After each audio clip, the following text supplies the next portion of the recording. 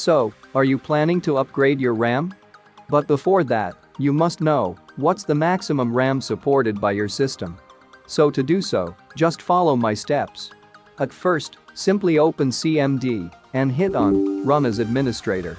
And now type the command shown on the screen, and I will provide this command in the description also. And now hit on Enter. Now as you can see, we have got a number, and this is in KB.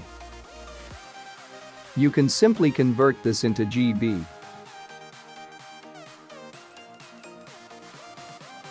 So, if this helped, give this video a thumbs up.